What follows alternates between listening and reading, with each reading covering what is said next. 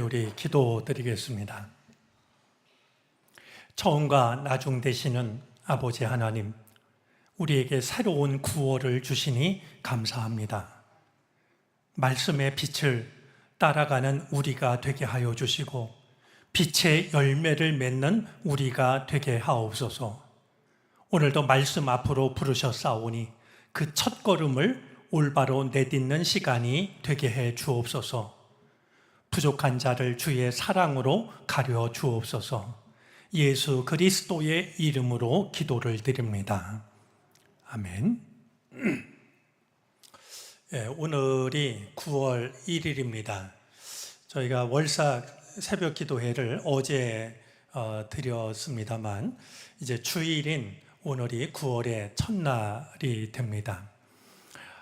하얀 이슬이 내린다는 백로라는 절기가 있고 또 낮과 밤의 길이가 같아지는 추분이 9월 달에 있고 또 우리의 큰 명절 추석 명절이 9월에 있으니 이젠 정말 가을이 되었다 생각이 듭니다.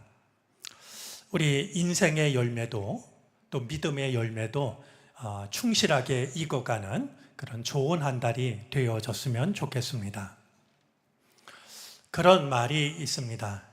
물 위를 걷는 것이 기적이 아니라 이 땅 위에 서 있는 것이 기적이다. 기적은 어떤 특별한 것만이 아니라 우리가 당연하다라고 여기는 어떤 것, 그것이 사실은 당연하지 않다라고 하는 것을 깨닫는 순간 우리의 모든 삶이 기적이라고 하는 것을 우리는 확인하게 됩니다. 제가 주일날 우리 예배실 앞에서 이렇게 교우들과 인사를 나누는데요. 인사를 나누다 보면 저 건너편에서 아마 제 생각에는 이렇게 감사 헌금, 감사의 내용을 적는 모습이 아닌가 싶은데 그런 모습을 보면 그 모습이 참 거룩해 보입니다. 어려운 일들이 한두 가지가 아니었을 텐데 그래도 하나님 앞에 나와서 하나님 감사합니다. 믿음의 고백을 바치고 있다 여겨지기 때문입니다. 우리 9월 한 달이 하나님께 드리는 이 감사의 열매도 정말 풍성한 그런 복된 한 달 되어지시기를 바랍니다. 오늘 말씀을 나누기 전에 두어 가지 좀 이해를 구하고 싶습니다. 우리가 지금 위기의 시대를 산 믿음의 사람들이라는 주제로 성경에 나오는, 구약 성경에 나오는 인물들을 생각하고 있는데 오늘 생각하려고 하는 사람은 사무엘입니다. 그런데 오늘은 사무엘보다도 어린 사무엘을 돌봤던 엘리 제사장에 관한 내용을 더 많이 이야기할 것 같습니다. 또 한 가지 이해를 구하고 싶은 것은 오늘 나눌 말씀은 두어 달 전에 교역자 회의가 우리 교회에서 있었고 그때 제가 우리 회의하러 모인 교역자들에게 이제 나눈 말씀을 근거로 합니다. 교역자 회의가 열리는 교회 담임자가 말씀을 전하는데 과연 목회자들이 모이면 어떤 말씀을 나눌까 혹시 궁금한 분이 계셨을지도 모르겠습니다. 우리가 하나님의 말씀을 읽다 보면 혹은 듣다 보면 상반된 경험을 하게 됩니다. 은혜가 되어서 가슴이 뜨거워지는 경험을 할 때가 있습니다. 거꾸로 부끄러워서 얼굴이 화끈거릴 때도 있습니다. 오늘 나누려고 하는 엘리를 생각하면 아쉽게도 후자에 해당이 됩니다.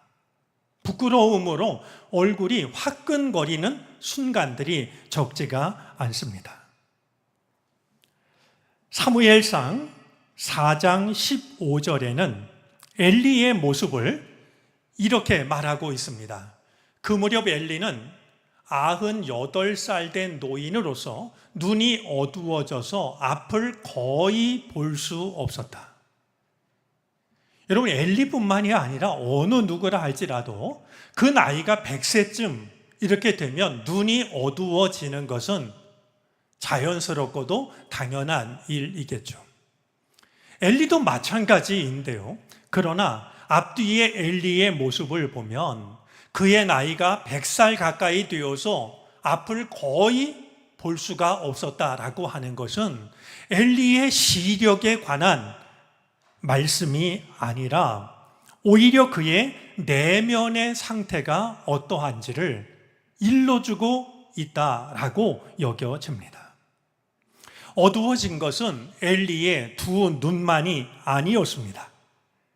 땅거미가 깔려들듯이 엘리가 살던 시대 자체가 어두웠습니다.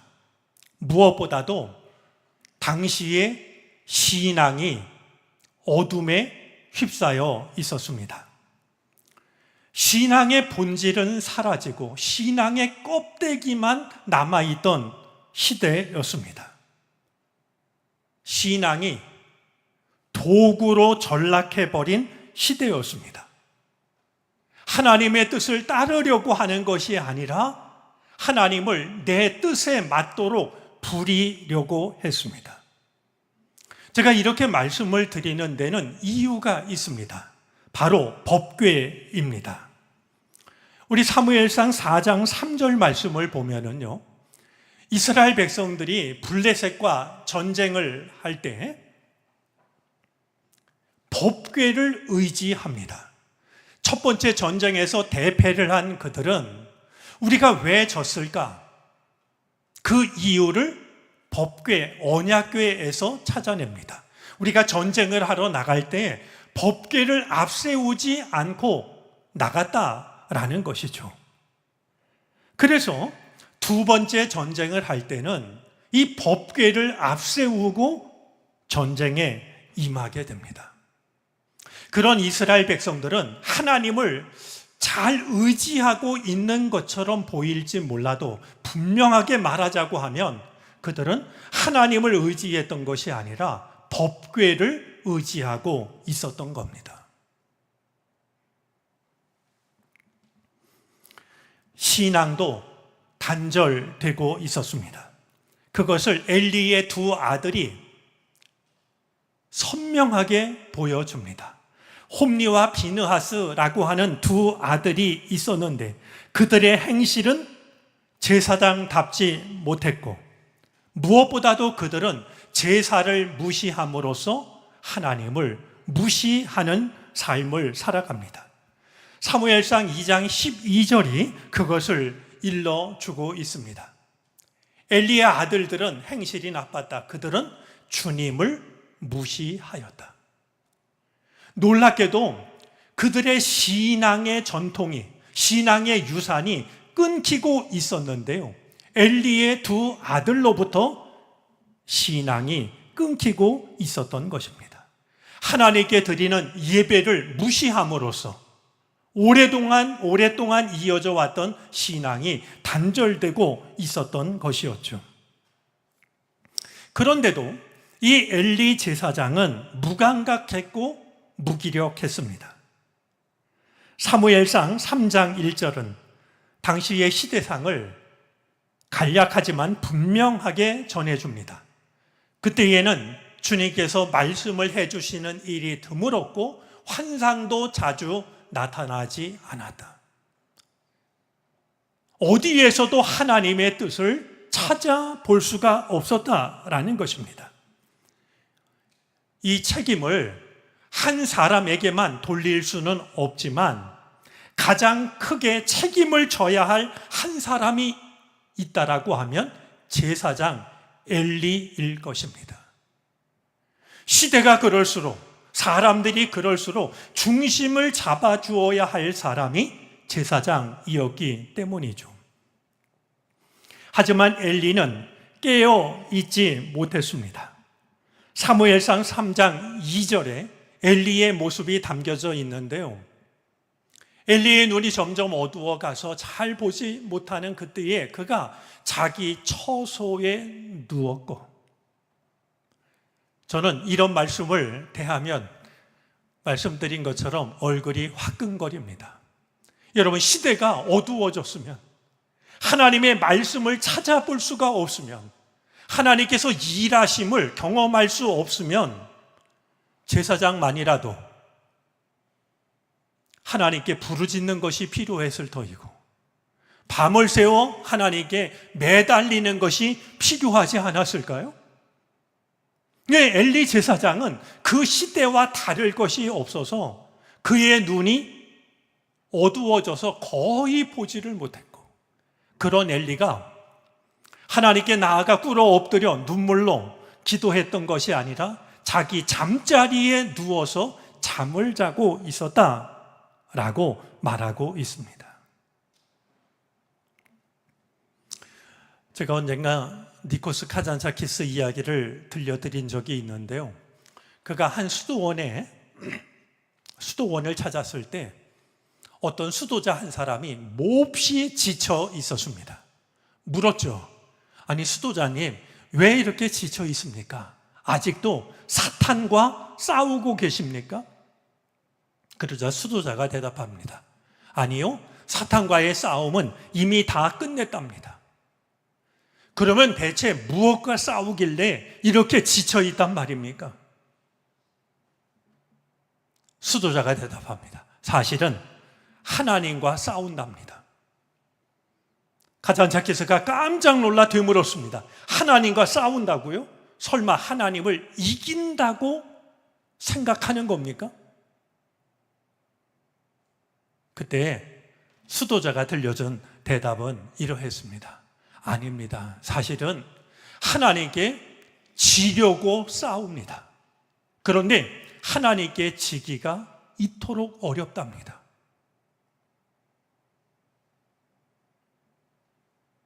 엘리에게서는 이런 마음, 이런 모습을 찾아볼 수가 없습니다. 그런 점에서 엘리가 눈이 어두워진 것은 98세 고령이 되었기 때문이 아니라 그의 영안이 어두워졌고 그의 영적 감각이 무디어졌다라고 하는 것을 확인하게 되는 것이죠. 화가 고흐가 자기 동생에게 쓴 편지를 모은 책이 있습니다. 영혼의 편지라는 책인데요. 그 책에 보면 이런 구절이 눈에 띕니다. 모델을 구하지 못해서 좀 더 좋은 거울을 샀다. 고흐의 그림 속에 자화상이 유난히 많은 것은 자기 얼굴에 대한 애착이 아니었습니다. 모델을 살 돈이 없다 보니까 자기 얼굴을 그리려고 말이죠. 조금 더 좋은 거울을 샀다라고 자기의 심경을 밝히고 있습니다. 많은 분들이 공감하시리라 여겨지는데요. 하나님의 말씀은 참 좋은 거울입니다. 우리의 모습을 비춰볼 수 있는, 그것도 겉모습이 아니라 속모습을 비춰볼 수 있는 참 좋은 거울입니다. 오늘 성경에 나오는 엘리의 모습 속에는 우리들의 모습이 겹쳐 있습니다. 신앙은 무너지고 있는데 깨어있지 못하는, 신앙은 단절되고 있는데 잠들어버린, 부끄럽고 안타깝지만 손사래를 치고 싶은 오늘 우리들의 모습이 엘리의 모습을 통해서 비춰옵니다. 자, 그렇다면 우리는 무엇을 어떻게 해야 하는 것일까요? 오늘 이 시대에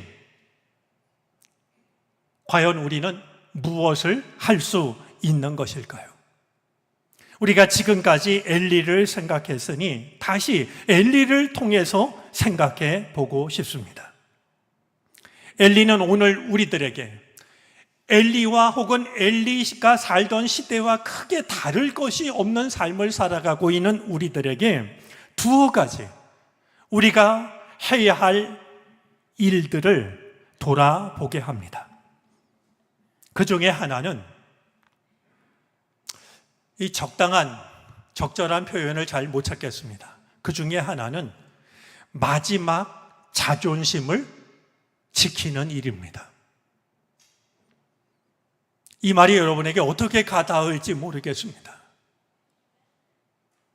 오늘 우리가 엘리와 다를 것이 없다면, 우리가 사는 이 시대가 엘리가 살던 시대와 다를 것이 없다라고 하면 우리가 해야 할 일 중에 하나는 마지막 자존심을 지켜내는 겁니다.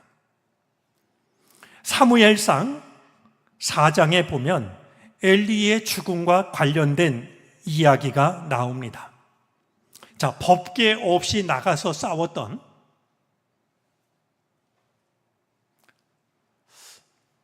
싸웠던 전투에서는, 우리 성경 구절 좀 내려주셔요.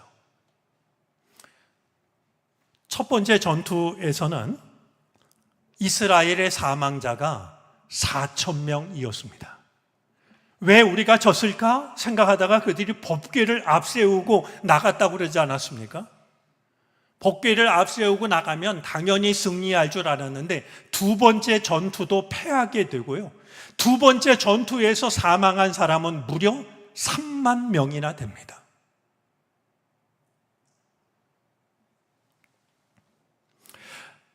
이스라엘이 패한 이 두 번째 전투는 두 가지 점에서 엘리에게도 큰 비극이었습니다.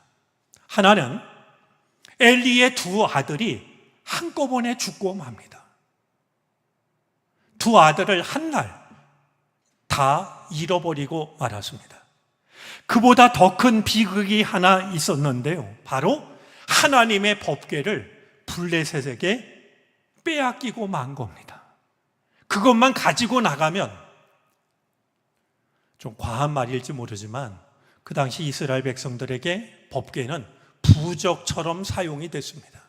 이것만 있으면 이길 거라고 생각을 했는데 그 법궤마저도 이방인의 손에 빼앗기고 만 것입니다. 베냐민 사람 하나가 전쟁 소식을 엘리에게 달려와서 전합니다. 가장 먼저 전한 것은 두 아들의 전사 소식이었습니다. 이 전사 소식 뒤에 법궤 소식을 전했을 때, 법궤를 빼앗겼습니다 라는 말을 전했을 때 엘리는 앉아있던 의자에서 뒤로 넘어져 가지고 목이 부러져서 그 자리에서 죽고 맙니다. 우리 4장 18절 말씀인데요. 늙은 데다가 몸까지 무거웠던 엘리가 법궤를 이방인에게 빼앗겼다라는 말을 듣고는 의자에서 뒤로 넘어져서 목이 부러져 그 자리에서 죽고 말았던 겁니다. 이 일과 관련해서 성경이 전하는 한 내용이 있습니다. 베냐민 사람이 전쟁 소식을 전하러 왔을 때 엘리의 모습입니다. 사무엘상 4장 13절 말씀인데요. 그 사람이 왔을 때의 엘리는 길가 의자에 앉아서 길을 내다보면서 마음속으로 하나님의 궤를 걱정하고 있었다. 엘리가요, 그래도 전쟁에 나간 두 아들이 무사할까? 상처를 입는 건 아닐까? 포로가 되는 건 아닐까? 전사당하는 건 아닐까? 이 엘리가 그걸 걱정한 게 아니라 하나님의 궤를 걱정하고 있었다는 거예요. 저는 이 엘리의 모습 속에서 그래도 이 엘리가 제사장으로 지키고 있는 마지막 자존심을 떠올리게 됩니다. 그리고 그는 자기가 걱정하고 있던 바대로 법궤를 빼앗겼다는 말을 듣고서 마지막 숨을 거두게 되죠. 전쟁에서 패했다는 소식이 아니었습니다. 두 아들이 죽었다는 소식이 아니었습니다. 법궤를 빼앗겼다는 말을 듣고 그 충격에 넘어져서 죽었던 것이죠. 이런 엘리의 모습에서 엘리가 지켜낸 마지막 자존심을 떠올리는 일은 참으로 서글픈 일이지만 그래도 우리가 마음에 담아 두어야 할 모습이라고 여겨집니다. 이 엘리의 마지막 모습은 삼손의 마지막 모습을 떠올리게 합니다. 하나님의 능력을 그는 어느 순간 다 잃어버리고 말았습니다. 사람들의 조롱감으로 전락을 합니다. 그때 이 삼손이 마지막 기도를 드립니다. 사사기 16장 28절인데요. 그가 성전에 사람들이 모여있는 그 신전의 기둥을 붙잡고서 주님께 기도하기를, 주 하나님 나를 기억하여 주시기를 간절히 바랍니다. 하나님, 이번 한 번만 힘을 주시기를 간절히 바랍니다. 나의 두 눈을 뽑은 블레셋 사람들에게 단번에 원수를 갚게 하여 주십시오. 이 기도를 드리고 하나님이 주신 그 힘으로 기둥을 무너뜨림으로써 그 자리에 모였던 모든 사람들과 함께 삼손은 자기의 생을 마감하고 맙니다. 오래전에 읽었던 황동구의 어떤 개인날이라는 시에는 다음과 같은 구절이 있습니다. 나는 요새 눕기보단 쓰러지는 법을 배웠다.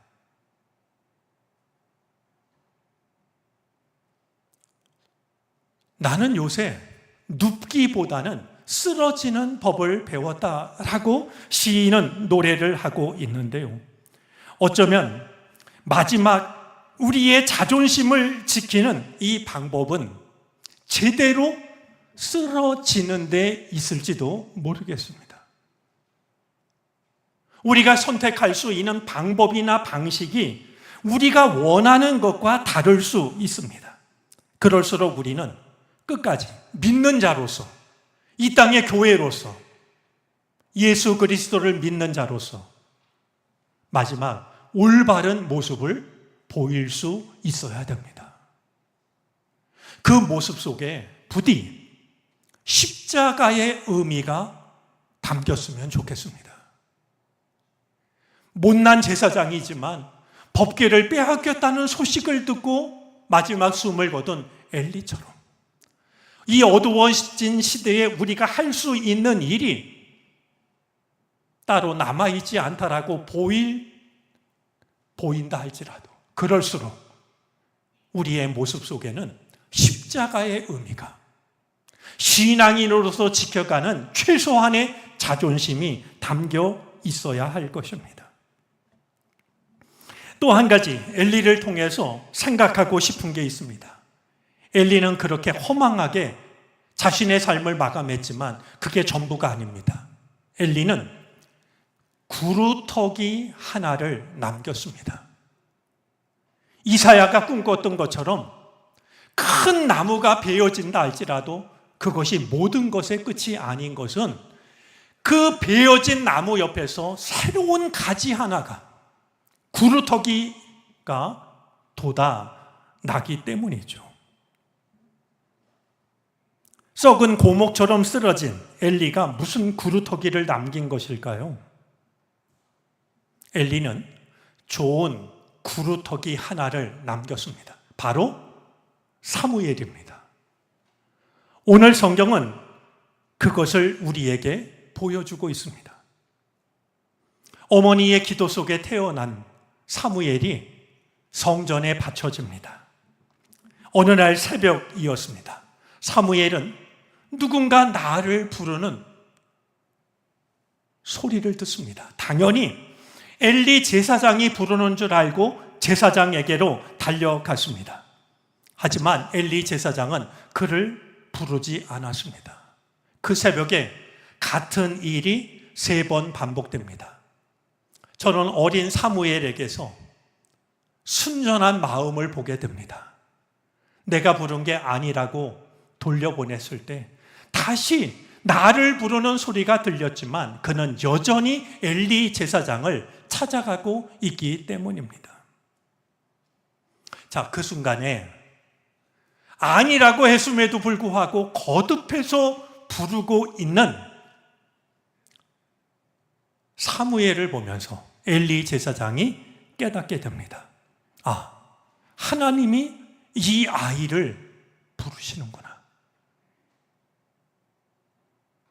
엘리는 하나님의 음성을 듣지 못하고 있습니다. 믿음의 눈은 어두워져 버렸습니다. 하지만 사무엘을 보면서 하나님이 이 아이를 부르신다라는 사실을 그는 깨닫습니다. 이것을 깨달은 엘리가 사무엘에게 이야기를 해주죠. 만약에 다시 너를 부르시거들랑 어떻게 대답해야 할지를 주님 말씀하십시오. 종이 듣겠습니다. 그렇게 대답하라고 일러주게 되죠. 엘리의 이야기를 통해서 사무엘은 하나님의 음성 앞에 대답을 하고 그 날부터 사무엘은 하나님의 음성을 듣는 사람으로 하나님의 말씀을 백성에게 전하는 사람으로 살아가게 됩니다. 우리 코플리라는 화가가 엘리와 사무엘이라는 그림을 그렸는데요. 한번 그림을 보도록 하겠습니다.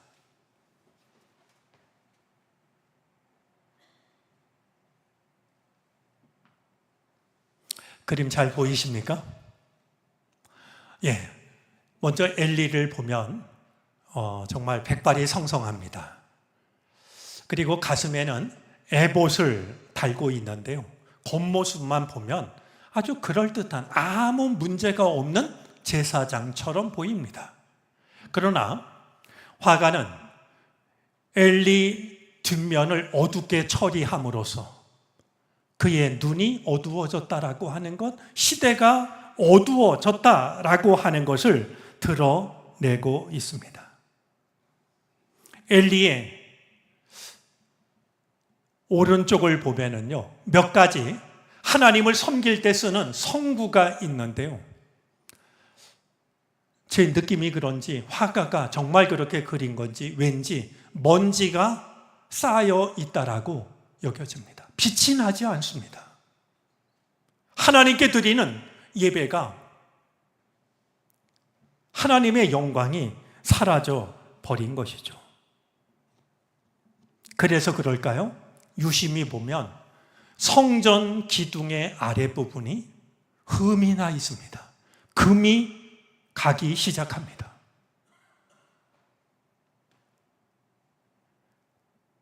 사무엘이 엘리를 찾아왔습니다. 그리고 손가락을 하늘로 가리킵니다. 내가 나를 부르는 음성을 들었다고요. 그러나 엘리는 사무엘이 가리키는 손가락을 따라 하늘을 바라보지 못합니다. 그는 여전히 땅 아래를 바라보고 있을 뿐입니다. 저 그림이 주는 중요한 메시지가 있는 것이 아닐까요? 오늘 이 시대도 어두워졌고 우리들의 믿음도 엘리와 다를 것이 없어서 믿음의 눈은 어두워졌고 영적 감각도 무디어졌고 이 시대도 크게 다르지 않은 이 시절을 우리가 살아간다라고 하면 그럴수록 우리는 우리의 구루터기 사무엘을 세울 수 있어야 됩니다. 사무엘이 가리키고 있는 저 손가락 끝이 바로 하나님의 음성이라는 사실을 우리는 깨달아 알아야 됩니다.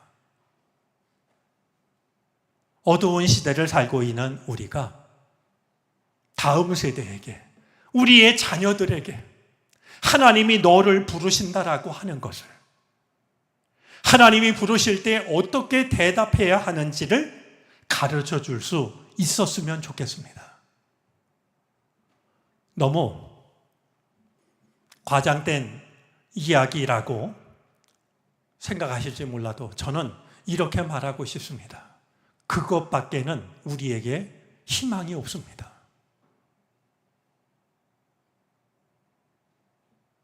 우리의 구루터기를 어떻게 살려내야 할지 거기에 교회의 내일이 달려있고 우리의 내일이 달려 있습니다. 나의 자녀들을 위하여 그리고 자라나는 다음 세대를 위하여 그들이 하나님이 그들을 부르신다라고 하는 것, 하나님의 부르심 앞에 어떻게 대답해야 할지를 가르쳐 줄 수 있는 오늘 우리들의 믿음이 되어지기를 바랍니다. 우리 기도 드리겠습니다. 오늘 우리가 살고 있는 이 시대가 엘리 시대와 다를 것이 없고 오늘 우리들의 모습 또한 엘리와 다를 것이 없습니다. 주여 우리를 긍휼히 여겨 주옵소서.